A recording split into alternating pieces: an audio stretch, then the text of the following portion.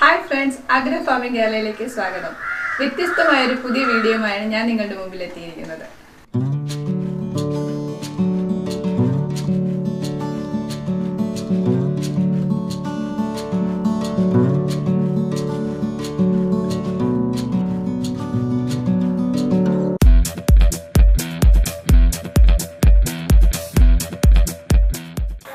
ആധുനിക ചികിത്സാ രംഗത്ത് ആയുർവേദ ട്രീറ്റ്മെൻറ്റിൽ ആയുർവേദ തെറാപ്പി ചികിത്സയും ഒഴിച്ചിൽ ചികിത്സയും സംയുക്തമായി ചെയ്തുകൊണ്ട് വളരെ വിജയകരമായി പ്രവർത്തിച്ചു വരുന്ന സ്ഥാപനമാണ് KC വൈദ്യൻസ്. ഇനി ഡോക്ടറെ നമുക്കൊന്ന് പരിചയപ്പെടാം. നമസ്കാരം. നമസ്കാരം. എൻ്റെ പേര് ഷാഫി മൊയ്തീൻ. ഞാൻ ചെയ്യുന്ന ട്രീറ്റ്മെൻറ്റ് ആയുർവേദ ഒഴിച്ചിൽ ചികിത്സയും അതിനോടനുബന്ധിച്ച് മറ്റുള്ള എല്ലാ ചികിത്സകളും ഇവിടെ നല്ല രീതിയിൽ മുന്നോട്ട് പോകുന്നു. അപ്പോൾ ഇത് നിങ്ങളുടെ മുമ്പിലേക്ക് എത്തിക്കാൻ വേണ്ടിയിട്ട് ഒരു എളിയ ശ്രമമാണ്. ഈ സ്ഥാപനത്തെക്കുറിച്ച് നിങ്ങൾ കൂടുതലായിട്ട് അറിയണം. ഒരുപാട് ഇതുപോലെ തന്നെ എന്ന് വെച്ചിട്ടുണ്ടെങ്കിൽ സാധാരണയായിട്ട് നമ്മൾ ചെയ്യുന്നത് ഒരുപാട് ക്രിട്ടിക്കലായിട്ടുള്ള രോഗികളെയാണ്. എന്തൊക്കെയാണ് വൈദ്യരുടെ ചികിത്സാ രീതികൾ ചോദിച്ചു കഴിഞ്ഞാൽ ഞാൻ ഏറ്റവും കൂടുതൽ ചെയ്യുന്നത് BP വന്ന് തളർന്ന രോഗികളെയാണ് കൂടുതലായിട്ട് ചെയ്യുന്നത്. അസ്ഥി തേയ്മാനങ്ങൾ, അതുപോലെ തന്നെ ഈ സന്ധിവാദം, ആമവാദം, അതുപോലെ തന്നെ സ്പൈനൽ ഇഞ്ചറി. ഇപ്പോൾ നമ്മുടെ ആക്സിഡൻറ്റ് കേസുകളിലൊക്കെ വന്നിട്ട് നട്ടലിന് താഴെ തളർന്ന് കിടക്കുന്ന രോഗികളെ അത് ട്രീറ്റ്മെൻറ്റ് എടുക്കുന്നുണ്ട്. അതുപോലെ തന്നെ പാർക്കിൻസൺസ് രോഗത്തിന്, പ്രമേഹത്തിന്, പിന്നെ ഓരോ പേഷ്യൻസിൻ്റെ അവരുടെ ബോഡി ഇമ്മ്യൂണിറ്റി വർദ്ധിപ്പിച്ചുകൊണ്ട് അവരുടെ നമ്മുടെ ബോണിനായാലും മസിൽസ് ആയാലും ന്യൂറോ ആയാലും അതിൻ്റെയൊക്കെ സ്ട്രെങ്ത്ത് വർദ്ധിപ്പിച്ചുകൊണ്ട് ഒഴിച്ചിൽ എന്ന് പറയുമ്പോൾ സാധാരണയായിട്ട് നമ്മൾ ഓരോ ബോഡിക്ക് ആവശ്യത്തിനനുസരിച്ചുള്ള ഒഴിച്ചിൽ ചികിത്സയാണ് ചെയ്യുന്നത്. അത് ഏറ്റവും കൂടുതൽ എല്ലാ ചികിത്സകളും, ഉദാഹരണത്തിന് ഡയബറ്റിക് ന്യൂറോപ്പതി വരെ ഇതിനകത്ത് നമ്മൾ ചെയ്തു പോകുന്നുണ്ട്. ഏറ്റവും കൂടുതൽ ക്രിട്ടിക്കലായിട്ടുള്ള ഡയബറ്റിക് ന്യൂറോപ്പതി വന്ന് സെൻസേഷൻ നഷ്ടപ്പെട്ട ആളുകൾ വരെ ഇതുമൂലം ചെയ്യുന്നുണ്ട്. അപ്പോൾ ഞാനൊരു സംശയം ചോദിച്ചോട്ടെ. ഇപ്പോൾ ഒരു രോഗി അറ്റാക്ക് വന്ന് ഒരു സൈഡ് തളർന്നു പോയി. അങ്ങനെ ഒരു പേഷ്യൻ്റാണ് വൈദ്യരെ കാണാൻ വന്നാൽ ആ പേഷ്യൻ്റ് എന്ത് ചികിത്സയായിരിക്കും നൽകുന്നത്? അവർക്ക് കൊടുക്കാൻ പറ്റുമെന്ന് വെച്ചിട്ടുണ്ടെങ്കിൽ കാർഡിയാക്കിൻ്റെ എത്രത്തോളം അവർക്ക് ബ്ലോക്ക് വന്നിട്ടുണ്ട് എന്നുള്ളത് ആദ്യം മനസ്സിലാക്കുക. ഏത് രീതിയിലുള്ള ബ്ലോക്കാണ് വന്നിരിക്കുന്നത്, എത്ര ശതമാനം അവർക്ക് ബ്ലോക്ക് വന്നിട്ടുണ്ട്, അവർക്ക് അതുമൂലം ഉണ്ടാകുന്ന ബോഡിയിലുണ്ടാകുന്ന മറ്റുള്ള ബുദ്ധിമുട്ടുകൾ എന്തൊക്കെയാണ്. ഇപ്പോൾ ഈ ബ്ലോക്ക് എന്ന് പറയുന്നത് ഓരോ ബോഡിക്ക് അനുസരിച്ചാണ്. ഇപ്പോൾ നമുക്ക് എല്ലാവർക്കും ഒരേ രീതിയിലുള്ള ബ്ലോക്ക് കാൽക്കുലേറ്റ് ചെയ്യാൻ പറ്റത്തില്ല. ഇപ്പോൾ കാർഡിയാക്ക് അറ്റാക്ക് വരുന്നത് തന്നെ പല രീതിയിലുണ്ട്. കാർഡിയാക്ക് അറസ്റ്റ്, ഹാർട്ട് ഫെയിലിയർ, അതുപോലെ തന്നെ ഹൃദയാഘാതം. ഇങ്ങനെ നമ്മൾ എല്ലാം ഈ ചെറിയ രീതിയിൽ ഹൃദയാഘാതം വന്നിട്ടാണ് ക്രിട്ടിക്കലായിട്ട് ഈ ഹൃദയ രോഗങ്ങളിലോട്ട് പോകുന്നത്.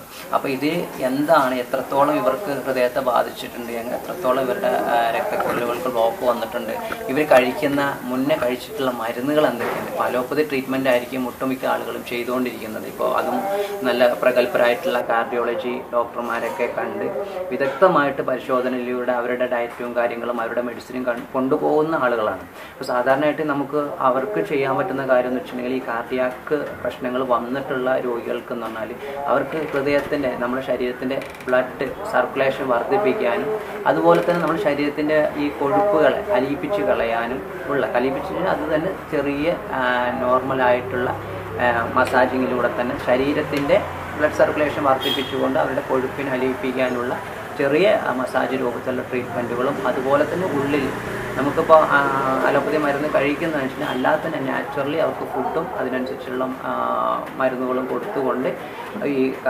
ഹൃദയാഘാതം വന്ന അല്ലെങ്കിൽ ബ്ലോക്കുകളുള്ള പേഷ്യൻസിന് നല്ല രീതിയിൽ തന്നെ അവർക്ക് കൂടുതൽ കാലം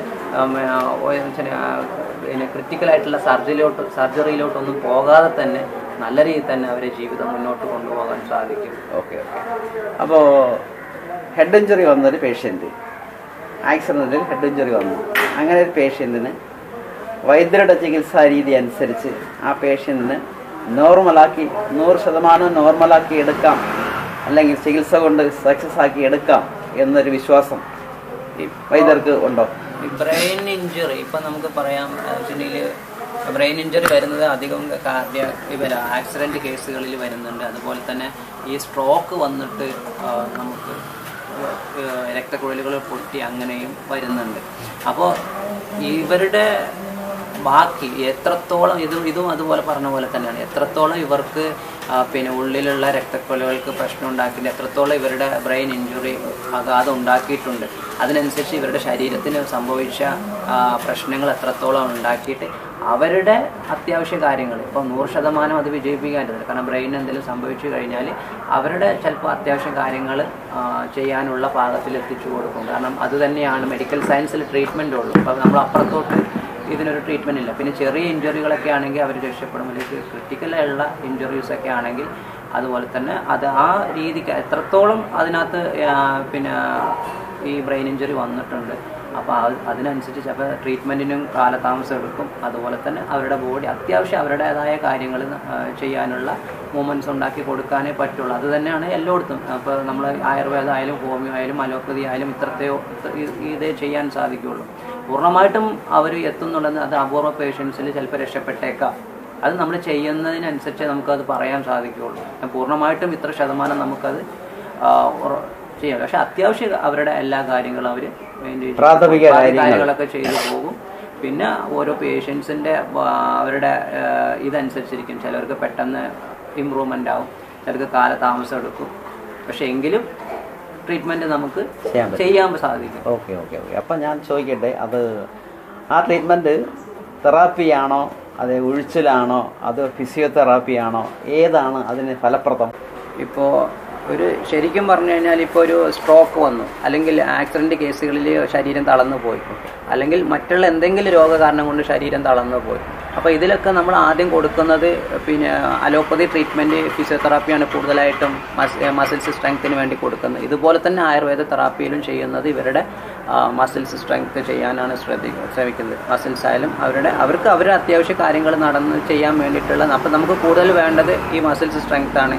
പിന്നെ അവരുടെ വൈകല്യങ്ങളെ നമ്മൾ കൂടുതലായിട്ടും മനസ്സിലാക്കിക്കൊണ്ട് അതിനുള്ള ട്രീറ്റ്മെൻറ്റ് നമ്മൾ കൊടുക്കുന്നുണ്ട്. അപ്പോൾ അത് എനിക്ക് തോന്നുന്നു ഇവിടെ വന്ന പേഷ്യൻസിൽ 80-90% ആളുകൾക്കും വിജയകരമായിട്ട് തന്നെ പോയിട്ടുണ്ട്. അവരുടേതായ അത്യാവശ്യ കാര്യങ്ങൾ ഇപ്പോഴും ചെയ്തുകൊണ്ടിരിക്കുന്നു. അതിൽ ഒരുപാട് സന്തോഷമുണ്ട്. അപ്പോൾ ഈ ഒഴിച്ചിൽ ചികിത്സയും ഫിസിയോതെറാപ്പി ചികിത്സയോടൊപ്പം ഡോക്ടർ പേഷ്യൻസിന് മെഡിസിൻസ്, ആയുർവേദ മെഡിസിൻസ് നൽകാറുണ്ടോ? മരുന്നുകൾ കൊടുക്കാറുണ്ട്. കാരണം ചില രോഗികളെന്ന് പറഞ്ഞാൽ ഇപ്പം എനിക്ക് വരുന്ന ക്രിട്ടിക്കൽ വരുന്ന രോഗികൾ കംപ്ലീറ്റും അലോപ്പതി ട്രീറ്റ്മെൻറ്റ് കഴിഞ്ഞിട്ടും അവിടെ നിന്നും റിസൾട്ട് കിട്ടാതെ വരുന്ന പേഷ്യൻസ് ആണ്. അതാണ് എനിക്ക് ഏറ്റവും കൂടുതൽ എന്നെ പിന്നെ വെല്ലുവിളിയായിട്ട് എൻ്റെ മുമ്പിൽ വരുന്നത്. കാരണം ഞാൻ ചോദിച്ചോട്ടെ, അപ്പോൾ അലോപ്പതി ചികിത്സ നടത്തിയത് കൊണ്ട് അവർക്ക് ഫലപ്രദമല്ലാതെ വരുന്ന സമയത്താണ് വൈദ്യരെ സമീപിക്കുന്നത്. അപ്പൊ അവരെ എങ്ങനെ ഫേസ് ചെയ്യും? ആ ഫേസ് ചെയ്യുന്ന നമ്മളിപ്പോ ട്രീറ്റ്മെന്റ് ആണ്. അപ്പൊ നമുക്ക് ഒരു ജീവൻ എന്ന് പറഞ്ഞാൽ നമുക്ക് വിലപ്പെട്ടതാണ്. അപ്പൊ അതിപ്പോ നമ്മൾ മാക്സിമം ചിലപ്പോൾ രക്ഷപ്പെടുത്താൻ സാധിച്ചു കഴിഞ്ഞാൽ എന്ന് ചിന്തിച്ചുകൊണ്ട് അവരെ ഞാൻ 2 കൈ കിട്ടി സ്വീകരിക്കുകയും അതിൽ 100% സക്സസ് ആവുകയും ചെയ്തു. പക്ഷേ വൈദ്യർക്ക് അതിന് ആത്മവിശ്വാസം വലുതാണ്. ആത്മവിശ്വാസം എന്ന് പറഞ്ഞാൽ രോഗി എന്ന് പറയുന്നത് നമുക്ക് രോഗിയായി കഴിഞ്ഞാൽ അവരെ ജീവൻ രക്ഷപ്പെടുത്താനുള്ളതാണ്. അത് എൻ്റെ തൊഴിലെന്ന് പറയുന്നത് അതാണ്. ഇവര് ഒട്ടുമിക്ക അത് പറയാൻ കാരണം അലോപ്പതി ചികിത്സ കഴിഞ്ഞ് ഫിസിയോതെറാപ്പി കഴിഞ്ഞ് ഇവരിനി എന്താ പറയുക ഉയർന്ന ഹൈ ലെവലിലുള്ള ഡോക്ടേഴ്സിനൊക്കെ സമീപിച്ചിട്ടാണ് അവസാനം നമ്മളോട്ട് എത്തിപ്പെടുന്നത്. അപ്പോൾ ഇവർ ഇനി ചെയ്യാൻ വേറെ ചികിത്സകളില്ല. അപ്പോൾ അങ്ങനെയായിരിക്കും നമ്മുടെ സ്ഥാപനത്തെക്കുറിച്ചോ എന്നെക്കുറിച്ചോ അറിയുന്നത്. അപ്പോൾ ഇവിടെ വരുന്ന സമയത്ത് നമുക്ക് പിന്നെ ഞാൻ സാധാരണ ഫിസിയോതെറാപ്പി അതുപോലെ തന്നെ ആയുർവേദ തെറാപ്പി തന്നെ ചെയ്തുകൊണ്ട് മൈൽഡായിട്ട് മസാജിങ് കൊടുത്തുകൊണ്ട് അവരുടെ ബോഡിയുടെ ഇമ്മ്യൂണിറ്റി വർദ്ധിപ്പിച്ചുകൊണ്ട് അതുപോലെ തന്നെ അവരുടെ എന്തെങ്കിലും ബ്ലഡിനകത്ത് വരുന്ന കംപ്ലൈൻസുകളുണ്ടെങ്കിൽ അതെല്ലാം ക്ലിയർ ചെയ്തുകൊണ്ട് നാച്ചുറൽ ട്രീറ്റ്മെൻറ്റിൽ തന്നെ പോകുമെന്ന് ചിലപ്പോൾ 2-3 മാസം സമയമെടുക്കും ചില രോഗികൾ. അപ്പോൾ ഞാനൊരു സംശയം കൂടെ ചോദിക്കട്ടെ. അപ്പോൾ ഇത്തരം ക്രിട്ടിക്കൽ സ്റ്റേജിലുള്ള ഒരു പേഷ്യൻ്റ് വൈദ്യരെ വന്ന് സമീപിക്കുന്ന സമയത്ത് വൈദ്യർ ആ പേഷ്യൻറ്റിനോ അല്ലെങ്കിൽ പേഷ്യൻറ്റിനെ കൊണ്ടുവരുന്ന ആൾക്കാർക്കും അവരെ ഏത് രീതിയിലാണ് നേരിടുന്നത്? എങ്ങനെയാണ് അവരെ സംസാരിച്ച് അല്ലെങ്കിൽ അവരെ എങ്ങനെയാണ് കാര്യങ്ങൾ പറഞ്ഞ് മനസ്സിലാക്കുന്നത്? ഇതിപ്പോൾ ശരിക്കും പറഞ്ഞാൽ ഒരു മനുഷ്യൻ എന്ന് പറയുന്നത് ഇപ്പം അവരുടെ ഏറ്റവും ലാസ്റ്റ് സ്റ്റേജിലാണ് എൻ്റെ അടുത്തോട്ട് കൊണ്ടുവരുന്നത് ഒരു രോഗീനെ. അതിപ്പോൾ ഞാൻ പറയുന്നത് വെച്ചിട്ടുണ്ടെങ്കിൽ എല്ലാ മെഡിക്കൽ സയൻസും അപ്പോൾ അവർക്ക് എവിടെയെല്ലാം എത്തിപ്പെടാൻ സാധിക്കുമോ ഒരു രോഗിക്ക് അവിടെല്ലാം അവരെത്തിപ്പെടും. എന്നിട്ട് ട്രീറ്റ്മെൻറ്റിലും ഫെയിലിയറായ കേസുകളാണ് സമീപിക്കുന്നത്. അപ്പം ഞാൻ അവരോട് പറയുന്നൊരു കാര്യം എന്ന് വെച്ചിട്ടുണ്ടെങ്കിൽ പിന്നെ നിങ്ങളിപ്പോൾ മരണം എവിടെയായാലും സംഭവിക്കാം. ഒന്ന് നമ്മൾ കാരണം അത് ആർക്കും പിടിച്ച് തടഞ്ഞു നിർത്താൻ പറ്റുന്നതല്ല. അതിപ്പോൾ അവർ വീട്ടിലായിരുന്നാലും ഹോസ്പിറ്റലായാലും അലോപ്പതി ഹോസ്പിറ്റലാണെങ്കിലും അല്ലെങ്കിൽ ഇപ്പോൾ എൻ്റെ സ്ഥാപനത്തിലാണെങ്കിൽ എവിടെയാണെങ്കിലും അവർക്ക് സംഭവിക്കാം. ഇപ്പോൾ നമ്മൾ നടന്നുകൊണ്ടിരിക്കുന്ന ഒരാൾ പെട്ടെന്ന് തുഴഞ്ഞു വീണ് മരണപ്പെട്ടു എന്ന് പറയുന്നത് അതൊരിക്കലും ആരുടെയും പ്രശ്നമല്ല. മരണം എന്ന് പറയുന്നത് നമുക്ക് തടുക്കാൻ സാധിക്കാത്ത ഒന്നാണ്. പക്ഷേ നമുക്ക് ഒരു ജീവൻ കിട്ടുമ്പോൾ അവരുടെ എത്രത്തോളം വീക്കായിട്ടുണ്ട് ബോഡി, എത്രത്തോളം അവരുടെ ശരീരം ഈ രോഗം കൊണ്ട് അവരെ ഇനി തിരിച്ചു കിട്ടാൻ സാധിക്കുമോ, അല്ലെങ്കിൽ ഇനി ഇത് മരണത്തിലോട്ട് തന്നെയാണ് പെട്ടെന്ന് തന്നെ മരണം സംഭവിക്കുന്ന ഒരു ബോഡിയാണോ എന്നുള്ളത് നമുക്ക് ഇവരുടെ ഇത് നോക്കുമ്പോൾ, ഇവരുടെ റിപ്പോർട്ടുകൾ നോക്കുമ്പോൾ നമുക്ക് അറിയാൻ സാധിക്കും. അപ്പോൾ അതിനനുസരിച്ച് അവരെ രോഗിയോട് പറയും ഇന്നതാണ് കേസുകൾ, നമുക്ക് വ്യക്തമാക്കും. ഇതിൽ നിന്ന് നമുക്ക് ചെയ്തു നോക്കാം. കാരണം എത്രയും ക്രിട്ടിക്കലായിട്ട് വരുന്ന സമയത്ത് നമ്മൾ ലാസ്റ്റ് ട്രീറ്റ്മെൻറ്റിൽ വരുന്ന സമയത്ത് ഉള്ളിൽ ഓർഗാൻസ് കംപ്ലീറ്റും പോയി കാണും. ചിലപ്പോൾ കിഡ്നി, അതുപോലെ തന്നെ ഹാർട്ട്, ലങ്സ്, ഇങ്ങനെയുള്ള ഓരോ ഉള്ളിലെ അവയവങ്ങൾക്കും ബ്രെയിന് ഇതന്നെ, അതുപോലെ തന്നെ മസിൽസ് കംപ്ലീറ്റും വീക്കായി കാണും. അപ്പോൾ ഇതിനൊക്കെ റിട്ടേൺ കൊണ്ടുവരിക എന്ന് പറഞ്ഞത് ഇപ്പോൾ മെഡിക്കൽ അലോപ്പതി മെഡിസിൻ എന്ന് പറയുന്നത് ഇന്നത്തെ കാലത്ത് ഏറ്റവും കൂടുതൽ ആൾക്കാർ ആശ്രയിക്കുന്നതാണ്. ആ മേഖലയ്ക്ക് പോലും പറ്റാതെ വരുന്ന കേസുകൾ നമ്മൾ നാച്ചുറലി ട്രീറ്റ്മെൻറ്റ് ചെയ്തെടുക്കുക എന്ന് പറയുന്നത് അതിലേക്കായും ഹൈ റിസ്ക് ആണ്. കാരണം ഇവിടെ അത്രത്തോളം ഇവരുടെ പിന്നെ ബോഡി വീക്കായ ഒരു ബോഡിയെ നമ്മൾ എങ്ങനെ കൊണ്ടുവരാം എന്നുള്ളതായിരിക്കും നമ്മുടെ ഏറ്റവും കൂടുതൽ നമ്മൾ ചിന്തിക്കുന്നത്. പക്ഷേ ഇതിൽ നിന്ന് ചിലപ്പോൾ പേഷ്യൻസിനോട് പറയാൻ ചിലപ്പോൾ എന്തെങ്കിലും ബുദ്ധിമുട്ടുകൾ സംഭവിക്കുകയാണെങ്കിൽ നിങ്ങൾ എമർജൻസി കൊണ്ടുപോകേണ്ടി വരും, അല്ലെങ്കിൽ ചിലപ്പോൾ മരണം സംഭവിക്കാം. അവർ തയ്യാറാണെങ്കിൽ നിങ്ങൾക്ക് ട്രീറ്റ്മെൻറ്റ് ചെയ്യാം. പക്ഷേ അതിൽ ഇന്ന് വരെ ചെയ്തതിലെല്ലാം വിജയമാണ്. അപ്പോൾ അത് തന്നെയാണ് എനിക്ക് കേരളത്തിൽ ആത്മവിശ്വാസമല്ല, അത് വിശ്വാസം തന്നെ. കാരണം വെച്ചിട്ടുണ്ടെങ്കിൽ 100% അത് അങ്ങനെ തന്നെ. കാരണം ഞാൻ കേരളത്തിലുള്ള മുഴുവൻ അല്ലെങ്കിൽ നമ്മളെ കാണുന്ന വീഡിയോ കാണുന്ന എല്ലാ ജനങ്ങളോടും പറയാനുള്ള കേസാണ്, നിങ്ങളങ്ങനെ കിടക്കുന്ന ആരെങ്കിലും ഉണ്ടെങ്കിൽ അല്ലെങ്കിൽ ഇത്ര പല ട്രീറ്റ്മെൻറ്റ് കഴിഞ്ഞിട്ടുണ്ടെങ്കിൽ നിങ്ങളൊന്ന് ശ്രമിച്ചു നോക്കുക. ചിലപ്പോൾ ജീവനാണ്, ചിലപ്പോൾ രക്ഷപ്പെടാൻ സാധ്യതകൾ ഒരുപാടുണ്ട്. ചിലപ്പോൾ എവിടെയായാലും ചിലപ്പോൾ മരണം സംഭവിക്കാം. പക്ഷെ പിന്നെ വേറൊരു കാര്യം എന്ന് വെച്ചിട്ടുണ്ടെങ്കിൽ എല്ലാ അവരുടെ കംപ്ലീറ്റ് റിപ്പോർട്ടുകൾ ഹാജരാവണം എന്നുള്ളത്. കാരണം നമ്മൾ എന്താണ് ആ പേഷ്യൻസിന് സംഭവിച്ചിരിക്കുന്നത്, അത് എത്രത്തോളം അവർക്കുണ്ട്. അപ്പോൾ അവരുടെ കംപ്ലീറ്റും ഒരു ബോഡിയുടെ അനാട്ടമി സൈഡായാലും ഫിസിയോളജി ഏത് സൈഡിലായാലും അവരുടെ കംപ്ലീറ്റ് ഡീറ്റെയിൽഡ് കിട്ടിയതിന് ശേഷം അതിനനുസരിച്ചാണ് ഒരു ട്രീറ്റ്മെൻറ്റ് പോകുന്നത്. ഒരിക്കലും നമ്മൾ എന്തെങ്കിലും അവിടെ ഇവിടെ പിടിച്ചിലോ അല്ലെങ്കിൽ ഇതൊന്നുമല്ല. ശരിക്കും ഇതൊരു മെഡിക്കൽ സയൻസ് ആ ഒരു രീതിയിൽ തന്നെ നമ്മൾ ആ ഒരു മെത്തേഡിൽ തന്നെയാണ് ട്രീറ്റ്മെൻറ്റ് പോകുന്നത്. അപ്പോൾ അതിപ്പോൾ ഇവിടുന്ന് കാണിച്ചാലും ഇനിയിപ്പോൾ ഇവർ ആയുർവേദ ഏത് മെഡിക്കൽ പ്രൊഫസറെ കാണിച്ചാലും ട്രീറ്റ്മെൻറ്റ് ഒന്ന് തന്നെയായിരിക്കും. പക്ഷെ മരുന്നുകളിൽ ചില വ്യത്യാസങ്ങൾ ആയുർവേദം ആയതുകൊണ്ട് വൈദ്യരടുത്ത് വരുന്ന ഒരു പേഷ്യന്റിനെ കൊണ്ടുവന്നാൽ ആ പേഷ്യന്റ് അന്ന് വരെ ചികിത്സിച്ചിട്ടുള്ള എല്ലാ ചികിത്സാ റെക്കോർഡുകളും വെരിഫൈ ചെയ്തതിന് ശേഷം പഠിച്ചതിന് ശേഷം മാത്രമേ ട്രീറ്റ്മെന്റ് എല്ലാം. ഞാനിപ്പോ ഇവര് ഇതിന് മുന്നേ എന്തെല്ലാം ട്രീറ്റ്മെന്റുകൾ നടത്തിയിട്ടുണ്ട്, ഇവരെല്ലാം എത്രത്തോളം ഇവരുടെ പിന്നെ റിസൾട്ട് വന്നിട്ടുണ്ട്, എത്രത്തോളം വീക്കായിട്ടുണ്ട്, ഇനി ഉള്ളിലുള്ള ഓർഗാൻസിന് എത്രത്തോളം കംപ്ലൈൻസ് ബാധിച്ചിട്ടുണ്ട്, ഇനി ഇത് മുന്നോട്ട് പോയി കഴിഞ്ഞാൽ തന്നെ എത്രത്തോളം നമുക്ക് ട്രീറ്റ്മെൻറ്റ് വിജയിപ്പിക്കാൻ സാധിക്കും എന്നുള്ളത് വരെ ഒരു പേഷ്യൻസിനെ ബോധ്യപ്പെടുത്തിയതിന് ശേഷമാണ് ട്രീറ്റ്മെൻറ്റ് ചെയ്യുന്നത്. കാരണം ഇന്നത്തെ സാഹചര്യം എന്ന് പറഞ്ഞാൽ നമ്മളെല്ലാം പഠിച്ചതിന് ശേഷം മാത്രമേ ഒരു ട്രീറ്റ്മെൻറ്റിലോട്ട് പോകാൻ സാധിക്കൂ. അപ്പോൾ എത്ര റിസ്ക് ആയാലും വൈദ്യരെ സംബന്ധിച്ചോളം അത് ഏറ്റെടുക്കാൻ തയ്യാറുള്ള ഒരു മനസ്സുണ്ട്, തയ്യാറാണ്. ഏറ്റവും വലുതാണ്. അത് വരച്ച് അവർ പറഞ്ഞാൽ ചിലപ്പോൾ എങ്ങനെ വന്നാലും തയ്യാറാണ്. കാരണം പിന്നെ ജീവനാണ്, അത് നമ്മളെ കൊണ്ട് തിരിച്ചെടുക്കാൻ ശ്രമിക്കും. ചിലപ്പോൾ അതിനകത്ത് നമ്മൾ വിജയിക്കും. പക്ഷെ ഇന്നവരെ ദൈവം അങ്ങനെ സൃഷ്ടാവ് അല്ലെങ്കിൽ നമ്മൾ പറയപ്പെടുന്ന എല്ലാവരും വിശ്വസിക്കുന്ന അല്ല ദൈവം താൻ പാതി ദൈവം പാതി. ഡോക്ടർ ഈ ഒരു ചികിത്സാ രംഗത്ത് വന്നിട്ട് എത്ര കാലമായി? ശരിക്കും ഞാൻ എനിക്ക് കൊച്ചുനാൾ മുതലേ എനിക്ക് ഇതിനകത്തുള്ള ഇൻട്രസ്റ്റിംഗ് ഉണ്ടായിരുന്നു. പാരമ്പര്യം എന്ന് പറയാനില്ല, പക്ഷെ എങ്കിലും ചെറിയ രീതിയിലൊക്കെ സ്വന്തം കഴിവുകൊണ്ട് അങ്ങനെ പ്രയത്നിച്ചുണ്ടാക്കിയ കഴിവാണ്. അത് തന്നെയാണ് അതിന്. കാരണം ഞാൻ ശരിക്കും പറഞ്ഞാൽ എൻ്റെ ചെറുപ്പം മുതലേ എനിക്ക് ആഗ്രഹം തന്നെയായിരുന്നു ഡോക്ടർ ആകാം. പക്ഷെ നമ്മളെ ഡോക്ടർ ആകുക എന്നുള്ളൊരു ഭയങ്കര ഇതുണ്ടായിരുന്നു. ആഗ്രഹമായിരുന്നു. പക്ഷെ നമ്മുടെ സാഹചര്യം അതിനനുവദിച്ചില്ല. എൻ്റെ മാതാപിതാക്കൾ കൊച്ചിനെ നഷ്ടപ്പെട്ടു. പിന്നെ നമുക്ക് അതിനുള്ള ഒന്നും ഉണ്ടായിട്ടില്ല. പിന്നീട് അങ്ങോട്ട് ഞാൻ ഈ ഒരു തെറാപ്പി ട്രീറ്റ്മെന്റിലൂടെ മുന്നോട്ട് പോവുകയായിരുന്നു. ഇപ്പൊ അടുത്ത് തന്നെ അപ്പൊ ഇത്രയും കാലമായിട്ട് ഈ ട്രീറ്റ്മെന്റ് രംഗത്ത് ഇത്രയും സേവനമായിട്ട് ചെയ്തിട്ട് ഡോക്ടറുടെ ചികിത്സാ രീതികളെ പറ്റി ആൾക്കാരുടെ ഇടയിലോട്ട് ഇതുവരെയും എത്തിപ്പെട്ടില്ല. അതെന്താണ് അതിനൊരു താമസം വന്നത്? എന്താണ് താമസം വന്നത്? ഒന്നുമല്ല. കാരണം പിന്നെ ഒന്നെന്ന് വെച്ചിട്ടുണ്ടെങ്കിൽ നമ്മൾ പരസ്യമില്ലായിരുന്നു, എല്ലായിടത്തും പരസ്യമായിരുന്നു ഇമ്പോർട്ടൻ്റ്. ഇപ്പോ എല്ലാം പരസ്യമാണ്. ഇപ്പൊ ഏത് തൊട്ടാലും ഒരു ചെറിയൊരു പേഷ്യൻസിന് ഞാൻ ചെയ്ത ട്രീറ്റ്മെന്റ് ചെയ്ത പേഷ്യൻസിനൊക്കെ എടുത്തു കഴിഞ്ഞാൽ ഞാൻ പറയാന്ന് വെച്ചാൽ എനിക്ക് അത് പറയാനായിരിക്കാത്ത ആളുകൾ എന്നെ തേടി വരും. കാരണം അത്രയും ക്രിട്ടിക്കലിൽ നിന്ന് ഞാൻ രക്ഷപ്പെടുത്തിയ ആളുകളെ ഇന്ന് എനിക്ക് ചുറ്റിലുമുണ്ട്. പക്ഷെ ഒരു രോഗിയെ വെച്ചിട്ട് പോലും ഞാൻ ഇന്നും ഇന്ന ആൾക്ക് ഞാൻ ഇത്ര ശതമാനം ചെയ്ത് റിസൾട്ട്. അപ്പൊ ഞാൻ ചോദിക്കട്ടെ, നമ്മൾ അടുത്തൊരു ഇന്റർവ്യൂ അറ്റൻഡ് ചെയ്താൽ വൈദ്യര് ചികിത്സിച്ച കുറച്ച് പേഷ്യൻസിനെ നമുക്ക് കൊണ്ടുവരാൻ പറ്റുമോ? നമുക്കൊന്ന് എനിക്ക് കൊണ്ടുവരാൻ സാധിക്കും. കാരണം വെച്ചാൽ എന്റെ പേഷ്യൻസ് എന്ന് പറഞ്ഞാൽ അവരെന്നും എന്റെ കൂടെ ഒരേ രീതിയിലുണ്ട്. പക്ഷെ ഒരിക്കലും ഒരു രോഗിയെ വെച്ചുകൊണ്ട് ഞാൻ ഇന്നവരെ കാണിച്ചുകൊണ്ട് അങ്ങനെയല്ല. അവരുടെ ഡോക്ടറുടെ ചികിത്സ കൊണ്ട് ഭേദപ്പെട്ട ഒരു പേഷ്യന്റ് അവർക്ക് സ്വയം പറയാമല്ലോ, എനിക്ക് ഇന്ന അസുഖം ഉണ്ടായിരുന്നു, എന്ന വൈദ്യരുടെ ചികിത്സാ രീതി കൊണ്ട് എനിക്ക് ഇന്ന നേട്ടങ്ങളെല്ലാം ഉണ്ട്, അല്ലെങ്കിൽ എനിക്ക് എഴുന്നേറ്റ് നടക്കാൻ കഴിയാത്ത ആളായിരുന്നു, ഇപ്പൊ ഞാൻ സുഖമായിട്ട് എഴുന്നേറ്റ് നടക്കുന്നു, അല്ലെങ്കിൽ ജോലിക്ക് പോകുന്നു എന്നത് ആത്മധൈര്യത്തോടെ പറയണമെങ്കിൽ അത്രത്തോളം ആ ട്രീറ്റ്മെന്റ് വിജയിച്ചാലല്ലേ പറയാൻ പറ്റുള്ളൂ. അങ്ങനെയുള്ള 10 പേഷ്യൻസിനെ നമുക്ക് കണ്ടുമുട്ടാം, കൊണ്ടുവരാൻ പറ്റില്ല. എനിക്ക് നമ്മളെ ചുറ്റുവട്ടത്തുണ്ട്, എനിക്ക് ലോകത്തുകൊണ്ട് എവിടെയും പോകണ്ട. ഞാൻ നിൽക്കുന്ന എന്റെ സ്ഥാപനത്തിന് ചുറ്റും തന്നെ ഞാൻ ചികിത്സിച്ച രോഗികളുണ്ട്. അവരെപ്പോ വിളിച്ചാലും വരും. പക്ഷെ എന്നെ സംബന്ധിച്ചിടത്തോളം ഒരു രോഗിയെ കാണിച്ചുകൊണ്ട് ഞാൻ ഇന്നവരെ ചെയ്തില്ല. കാരണം വേണ്ട, ഞാൻ ചിന്തിക്കുന്ന ഒരു മേഖല എന്ന് വെച്ചാൽ എന്റെ ചികിത്സ ഫലപ്രദമായിട്ട് അറിഞ്ഞു വരുന്ന രോഗികൾ വരട്ടെ എന്നുള്ളൊരു ചിന്തയാണ് ഇപ്പോഴും എന്നും മനസ്സിലുള്ളത്.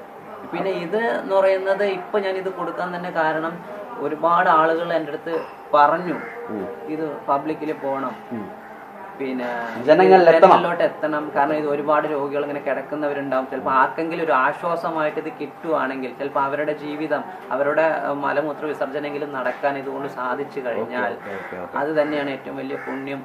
ജനങ്ങള് വരണം, ട്രീറ്റ്മെന്റ് ചെയ്യണം, അവരുടെ ആരോഗ്യം മെച്ചപ്പെടുത്തണം. അതുപോലെ തന്നെ അവർ നന്നായിട്ട് അവരുടെ കുടുംബത്തോടൊപ്പം നല്ല രീതിയിൽ മുന്നോട്ട് പോകണം. പിന്നെ ഈ കിടപ്പ് രോഗികളൊക്കെ ആണെങ്കിൽ അവരുടെ അത്യാവശ്യം ആരുടെ സഹായം ഇല്ലാതെ മലമൂത്ര വിസർജനമൊക്കെ അവരുടെ കാര്യങ്ങൾ അവരത് നടത്തണം. പിന്നെ ഒരു രോഗിയും കിടന്നുകൊണ്ട് ബുദ്ധിമുട്ടുന്ന ഒരു അവസ്ഥ ഉണ്ടായിരുന്നു. പ്രത്യേകിച്ച് ഇന്നത്തെ കാലത്ത് ഒരുപാട് പേര് കിഡ്നി ഫെയിലിയർ ആവുക, ഹാർട്ട് ഫെയിലിയർ ആവുക, അതുപോലെ തന്നെ പെട്ടെന്ന് തന്നെ ഡയാലിസിസിലോട്ട് പോവുക. ഇപ്പൊ ഇതൊക്കെ എന്ന് പറഞ്ഞാല് ഒരു ശരിക്കും പറഞ്ഞാൽ ഞാൻ എപ്പോഴും രോഗികളോട് പറയും, ഈ കിഡ്നിയൊക്കെ പോകണമെന്നുണ്ടെങ്കിൽ നിങ്ങളുടെ ശ്രദ്ധക്കുറവ് തന്നെയാണ്. ഇപ്പോൾ പിന്നെ മരുന്നുകളുടെ അളവ് കുറയ്ക്കുക, നാച്ചുറൽ ഫുഡുകൾ നന്നായിട്ട് കഴിക്കുക, അതുപോലെ തന്നെ എക്സസൈസ്, വ്യായാമമാണ് ലോകത്ത് കിട്ടാവുന്ന ഏറ്റവും നല്ല ഒരു മെഡിസിൻ എന്ന് ഞാൻ പറയും. കാരണം നമ്മുടെ ഡെയിലി നമ്മുടെ മസിൽസും ബോണും എല്ലാം വർക്കിംഗ് ആണെങ്കിൽ കൂടുതൽ ഡൈജഷന്, അതുപോലെ തന്നെ നമ്മുടെ കംപ്ലീറ്റ് വേസ്റ്റ് നമ്മൾ മലമൂത്രം വഴി പുറത്തു പോകാനൊക്കെ അത് സഹായമാകും. പിന്നെ വെള്ളം ഇമ്പോർട്ടൻ്റ് ആണ്. നമ്മുടെ ശരീരത്തിൽ ഏറ്റവും കൂടുതൽ 70-80% വെള്ളമാണ്. വെള്ളം 2-3 ലിറ്റർ വെള്ളം തിളപ്പിച്ചാറിയ ചെറു ചൂടുവെള്ളം. ഇന്നത്തെ കാലത്ത് ഈ വൈറസ് പോലുള്ള ഇൻഫെക്ഷൻസ് വരുന്നത് കൊണ്ട് നമ്മളെപ്പോഴും വെള്ളം എപ്പോഴും നമ്മൾ തിളപ്പിച്ചാറിയ ചെറു ചൂടുവെള്ളം, എന്തെങ്കിലും ഔഷധങ്ങൾ ഉപയോഗിച്ചിട്ട് മല്ലിയോ ജീരകോ അതുപോലെ തന്നെ എന്തെങ്കിലും കരിങ്ങ ഇങ്ങനെയുള്ള നമ്മൾ നാച്ചുറൽ പിന്നെ തുളസി, ആടലോട് ഇങ്ങനെയുള്ള എന്തെങ്കിലും ഉപയോഗിച്ചിട്ട് ഇങ്ങനെയുള്ള എന്തെങ്കിലും ഔഷധങ്ങളൊട്ട് തിളപ്പിച്ചാറിയ വെള്ളം ധാരാളം ഉപയോഗിക്കുക. പിന്നെ വ്യായാമം ചെയ്യുക. 24 മണിക്കൂർ നമുക്ക് ദൈവം ഒരു ദിവസം തന്നു, അതിൽ 1 മണിക്കൂർ വ്യായാമത്തിന് വേണ്ടി എല്ലാ ശരീരം. കാരണം നമുക്ക് അതിലും വലിയ തിരക്കൊന്നും ഈ ലോകത്ത് ഒരാൾക്കും ഇല്ല. നമുക്ക് എന്നും 1 മണിക്കൂർ വ്യായാമം. നമ്മുടെ സ്വന്തം ശരീരം ഉണ്ടെങ്കിൽ നാളെ നിങ്ങൾക്ക് ഒരു ദിവസം ഉള്ളൂ. അല്ലാതെ ഇപ്പൊ ഇന്നൊരു ദിവസത്തിന് നിങ്ങൾക്ക് ബിസിനസ് റണ്ണിങ് ആണ്, അല്ലെങ്കിൽ വേറെ എന്തെങ്കിലും ഭയങ്കര ബിസിയാണ്, അല്ലെങ്കിൽ എത്ര ലോകം കീഴടക്കാൻ പറ്റിയ ആസ്തി നിങ്ങൾക്കുണ്ടെങ്കിലും നിങ്ങളുടെ ശരീരം പിന്നെ നിങ്ങൾ ശ്രദ്ധിച്ചില്ലെങ്കിൽ നിങ്ങൾക്ക് അത്രയും വർഷത്തെ ആയുസ് കുറയുകയാണ്.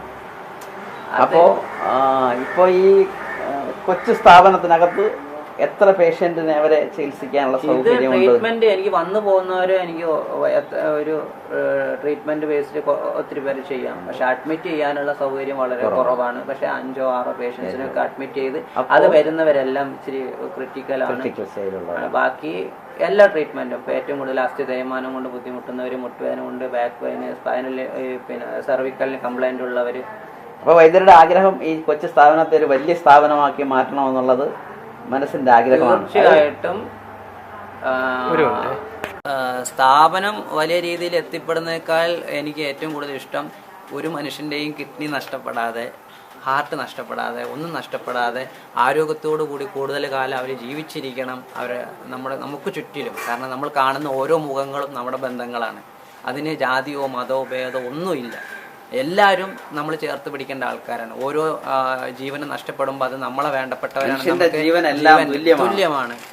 നമുക്ക് ഓരോ ജീവനും നഷ്ടപ്പെടുമ്പോൾ നമ്മളെ വേണ്ടപ്പെട്ടവരാണ് നമുക്ക് പിരിഞ്ഞു. അപ്പോൾ അത് പെട്ടെന്നുള്ള മരണങ്ങൾ, പ്രത്യേകിച്ച് യുവാക്കളിൽ ഏറി വരുന്ന ഈ ഒരു എന്താ പറയുക ഹൃദയാഘാതം കൊണ്ടുള്ള മരണങ്ങൾ, കാർഡിയാക് അറസ്റ്റ് പോലത്തെ പെട്ടെന്ന് 20 വയസ്സിന് മുകളിലുള്ള ചെറുപ്പക്കാരൊക്കെ പെട്ടെന്ന് മരിച്ചു പോവുകയാണ്. അപ്പോൾ അതൊക്കെ വളരെ പ്രയാസം തോന്നുന്ന കാര്യമാണ്. ഞാനൊക്കെ എപ്പോഴും ചിന്തിക്കും, ഒരു നിമിഷമെങ്കിലും നിങ്ങൾക്ക് ഇവിടെ വന്ന് ട്രീറ്റ്മെന്റ് എടുത്തുകൂടായിരുന്നു, ഓട്ടോമാറ്റിക് ചിന്തിച്ചു പോകും. ഇവർ പെട്ടെന്ന് മരിച്ചു എന്ന് കേൾക്കുമ്പോൾ അറിയാതെ മനസ്സിൽ ഒരുപാട് തവണ ചിന്തിച്ചു പോകുന്നൊരു കാര്യമാണ്. നിങ്ങൾക്ക് ഇവിടെ വരായിരുന്നില്ലേ, സമീപിച്ചുകൂടായിരുന്നോ, അല്ലെങ്കിൽ നിങ്ങൾക്ക് എന്തുകൊണ്ട് ഉള്ളിൽ ചില രോഗങ്ങൾ കടന്നുകൂടിയിട്ടുണ്ടാവും, അത് മനസ്സിലാക്കാൻ പറ്റാതെ പോയതാവാം. അല്ലെങ്കിൽ ചില ആൾക്കാർ അലോപ്പതി ട്രീറ്റ്മെന്റിൽ പോയിട്ട്, ഒരുപാട് ആളുകൾക്ക് സംഭവിക്കുന്ന അലോപ്പതി ഡോക്ടർമാരെ ഈ കൊളസ്ട്രോൾ കൂടിയിട്ട് അതുപോലെ എല്ലാ വിഷയങ്ങൾക്കും സമീപിക്കും. പക്ഷെ കുറച്ചു കാലം മരുന്ന് കഴിക്കുമ്പോൾ കുറയും, പിന്നെ അവർ ഡോക്ടറെ സമീപിക്കൂല. അത് ഏത് മെഡിസിൻ ആയിക്കോട്ടെ, ഡോക്ടറെ സമീപിക്കാതെ അവർ മൈൻഡ് ചെയ്യാതെ കുറഞ്ഞു എന്ന് പറഞ്ഞ് നടക്കും. ഒരു പക്ഷേ ഈ കൊളസ്ട്രോൾ ആയാലും അതുപോലെ തന്നെ നമ്മളെ മറ്റുള്ള BP ആയാലും ഡയബറ്റിക് ആയാലും ഡെയിലി നമ്മൾ കൺട്രോൾ ചെയ്താൽ മാത്രമേ ഇതിനൊക്കെ പിടിച്ചു നിർത്താൻ സാധിക്കുള്ളൂ. അപ്പം പിന്നെ ആഹാരത്തിൽ ശ്രദ്ധ, ഫാസ്റ്റ് ഫുഡുകൾ, ഈ വെളിയിൽ നിന്ന് കിട്ടുന്ന എല്ലാ ഭക്ഷണങ്ങളും, മധുര പലഹാരങ്ങൾ, കൊഴുപ്പ് നിറഞ്ഞ ബിരിയാണി പോലത്തുള്ള ഇറച്ചി, മറ്റുള്ള മാംസാഹാരങ്ങളൊക്കെ ഒരുപാട് കഴിക്കുന്നതിലൂടെ ശരീരത്തിനകത്ത് ഫാറ്റ് കൂടുകയും വെള്ളത്തിൻ്റെ അംശം ശരീരത്തിൽ കുറയുകയും ചെയ്യുമ്പോൾ ഇതെല്ലാം കട്ടിയായി, ബ്ലഡിന് കട്ടിയായി, രക്ത ഒഴുക്കിനെ തടസ്സപ്പെടുത്തുകയും നമ്മുടെ ഉള്ളിലുള്ള എല്ലാ ഓർഗാൻസിനും ഇത് തകരാറിലാക്കുകയും പെട്ടെന്ന് ഇതുപോലുള്ള കാർഡിയാക് അറസ്റ്റ് പോലുള്ള രോഗങ്ങൾ, സ്ട്രോക്ക് വരിക, കുഴഞ്ഞു പോവുക, അങ്ങനെ പെട്ടെന്ന് കിഡ്നിക്ക് എന്തെങ്കിലും ട്രബിൾ വരിക, ഇങ്ങനെയുള്ള ഒരുപാട് ക്രിട്ടിക്കൽ അവസ്ഥയിലോട്ട് പോവുകയും ഏറ്റവും കൂടുതൽ ചെറുപ്പക്കാരൊക്കെ ഇങ്ങനെ പോകുമ്പോൾ പെട്ടെന്ന്, പ്രത്യേകിച്ച് പ്രവാസികളിലാണ് ഇത് കൂടുതൽ കേൾക്കാൻ ഇടവരുന്നത്. ദയവ് ചെയ്ത് നിങ്ങൾ അങ്ങനെ ആരെങ്കിലും ഉള്ളവരുണ്ടെങ്കിൽ നിങ്ങൾ ഒന്ന് സമീപിക്കുക എന്നുള്ളത് ഞാൻ ഇപ്പോഴും റിക്വസ്റ്റായിട്ട് പറയുകയാണ്. കാരണം ഒരു സാധാരണ കേരളത്തിൽ എല്ലായിടത്തും ഈ ഉഴിച്ചിൽ ചികിത്സ നടത്തുന്നുണ്ട്. പക്ഷേ ഈ ഉഴിച്ചിൽ ചികിത്സ എന്ന് പറഞ്ഞാൽ ഇപ്പോൾ വേറൊരു കാര്യം കൂടി ഇതിൻ്റെ സന്തോഷപൂർവ്വം പറയാണ്, മെഡിക്കൽ സയൻസിൽ പ്രവർത്തിക്കുന്ന എൻ്റെ അലോപ്പതി ഡോക്ടർമാർക്കും ട്രീറ്റ്മെൻറ്റ് ഇവിടെ ഉണ്ട്. അത് തന്നെയാണ്. കാരണം അവർ ഒരുപാട് സ്ട്രെസ് ഫീൽ ചെയ്യുന്ന ആൾക്കാരാണ്. സ്ട്രെസ് എന്ന് പറഞ്ഞാൽ അവരിപ്പോൾ സർജറി ചെയ്യുന്ന ഡോക്ടേഴ്സ്, അവർക്ക് അവരുടേതായ ടെൻഷൻസ് ഉണ്ട്. അപ്പോൾ അതുപോലെ തന്നെ ഏത് സെക്ഷനായാലും അലോപ്പതി ഡോക്ടേഴ്സ് എന്ന് പറഞ്ഞാൽ ഒരുപാട് സ്ട്രെയിൻ ചെയ്യുന്നതാണ്. അവർക്ക് പോലും ബോഡിയെ റിലാക്സ് ചെയ്യിപ്പിക്കാൻ പറ്റുന്ന രീതിയിൽ നമ്മുടെ ശരീരത്തെ ബോഡി ലെവലിൽ കൊണ്ടുപോകാൻ പറ്റുന്ന ട്രീറ്റ്മെന്റ് ആണ്. അതുകൊണ്ട് ഇവിടെ ഞാൻ ചെയ്യുന്നതോ ഒരു മെഡിക്കൽ സയൻസ് എത്തിക്സ് പോലെ ആയുർവേദമാണെന്ന് മാത്രമേ ഉള്ളൂ.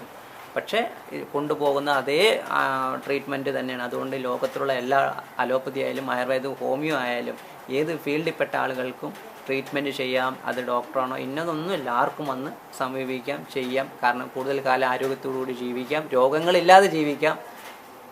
അത് തന്നെയാണ് ഈ സ്ഥാപനത്തിന്റെ മെയിൻ ലക്ഷ്യം. എന്താണ് മോന്റെ അസുഖം? കാലിലും കയ്യിലും നീരായിരുന്നു, പിന്നെ മൊത്തത്തിൽ അങ്ങ് അനങ്ങാൻ വയ്യാതെ കിടപ്പായിരുന്നു. മൊത്തത്തിൽ നീര് വന്നു. ഇപ്പൊ വന്നിട്ട് എത്ര ദിവസമായി? ഇപ്പൊ ഞങ്ങൾ 21 ദിവസം കിടന്നു. ഇപ്പൊ എങ്ങനെയുണ്ട് മോന്? ജോലിക്ക് പോകുന്നുണ്ട്. പോയി ജോലിക്ക് പോയി. അപ്പം മോന്റെ ചികിത്സ ശരിക്കും ഫലപ്രദമാണോ? അപ്പൊ അമ്മ എന്ന നിലയ്ക്ക് സന്തോഷവതിയാണ്. ഓക്കെ. പഠിച്ചത് ശാന്തിഗിരി ആയുർവേദ കോളേജിൽ. എത്ര വർഷമായിട്ട് വൈദ്യരായിട്ട് വന്നു തുടങ്ങിയിട്ട് 5 മാസമായി. എല്ലാം കൂടുതലും സ്ട്രോക്ക് വന്ന പേഷ്യൻസ് ഒക്കെയാണ് വരുന്നത്. കൂടുതലും സ്ട്രോക്ക് പേഷ്യൻസ് ആണ് വരുന്നത്. അപ്പൊ ആ പേഷ്യൻസ് ഇവിടെ നിന്ന് ട്രീറ്റ്മെന്റ് കഴിഞ്ഞ് പോകുമ്പോഴത്തേക്ക് ഫലപ്രദമായ ചികിത്സയാണോ? ഫലപ്രദമായ ചികിത്സയിലാണ് വരുന്ന പേഷ്യൻസ്. നിങ്ങൾക്കുള്ള സമീപനമൊക്കെ നല്ല രീതിയിലാണ്. അപ്പൊ ഒരു നഴ്സ് എന്ന നിലയ്ക്ക് ഇവിടെ ഈ സ്ഥാപനത്തിൽ പ്രവർത്തിക്കുന്നതിൽ സന്തോഷമാണ്.